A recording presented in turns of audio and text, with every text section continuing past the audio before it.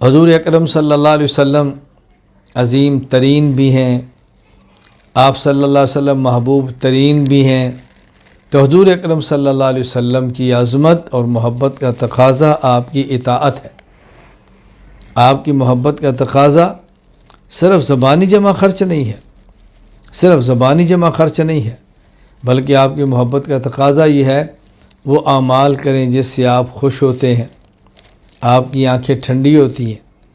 ان اعمال سے بچیں کہ جس سے آپ ناراض ہوتے ہیں، جس سے آپ کو تکلیف پہنچتی ہے، ان اعمال سے بچیں۔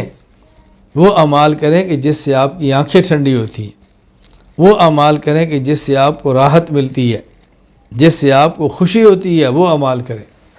حضور اکرم صلی اللہ علیہ وسلم کا مبارک لباس اپنائیں، سر سے لے کر پاؤں تک۔ آپ ٹوپی مبارک پہنا کرتے تھے، ٹوپی پہنیں، پگڑی مبارک پہنتے تھے، پگڑی پہنیں۔ یہ آپ کی محبت کا تقاضا ہے۔ ہم ننگے سر نہ پھریں، سر پہ پگڑی اور ٹوپی پہن کے پھریں۔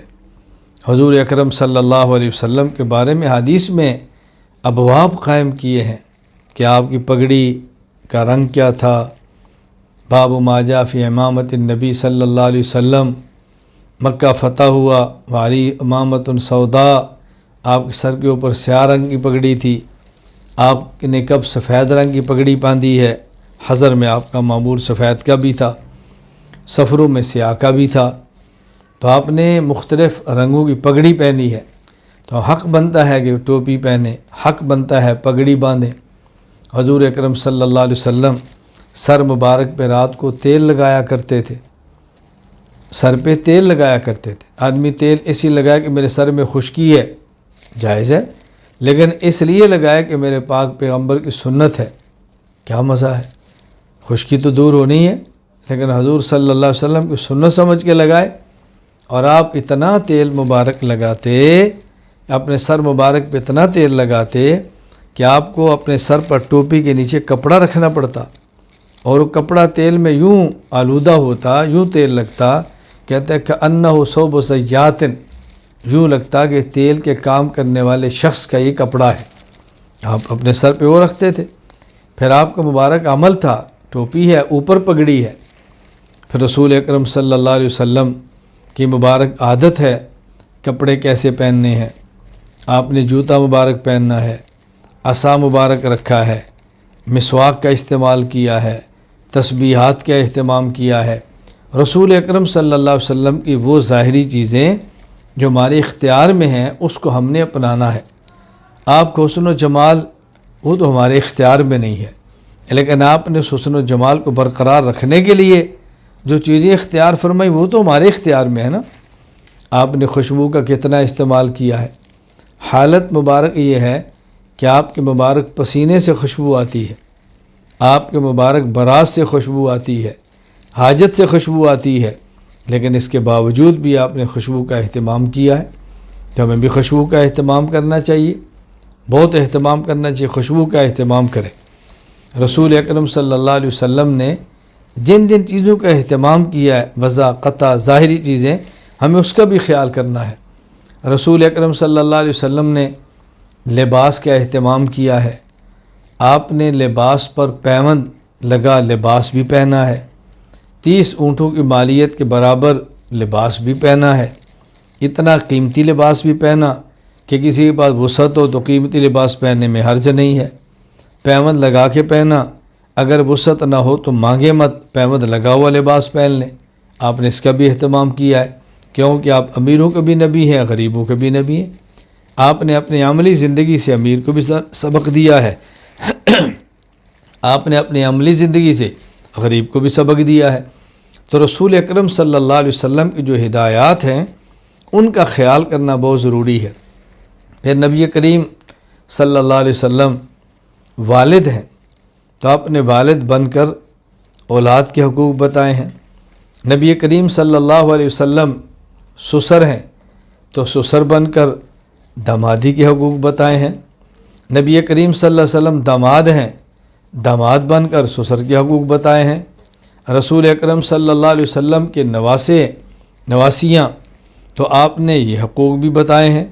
نبی کریم صلی اللہ علیہ وسلم نے یہ سارے حقوق اپنی امت کو اپنے عمل کے ساتھ بتائے ہیں۔ نبی کریم صلی اللہ علیہ وسلم نے ہجرت فرمائی، مہاجر بن کے مہاجر کے حق بتائے ہیں۔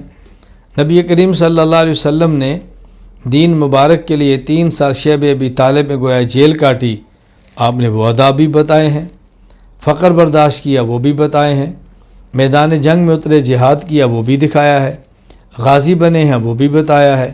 غالب آئے ہیں، وہ بھی بتایا ہے۔ تو رسول اکرم صلی اللہ علیہ وسلم نے اپنے مبارک عمل سے سب چیزیں امت کے سامنے بیان کی ہیں۔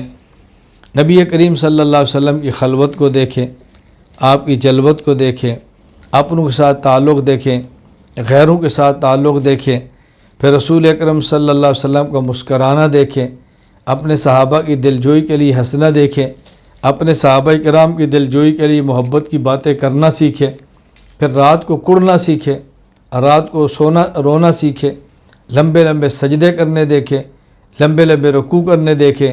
تو رسول اکرم صلی اللہ علیہ وسلم کی وہ زندگی خلوت کی بھی ہے، یہ زندگی جلوت کی بھی ہے، یہ زندگی اپنوں کے ساتھ ہے، وہ زندگی غیروں کے ساتھ ہے۔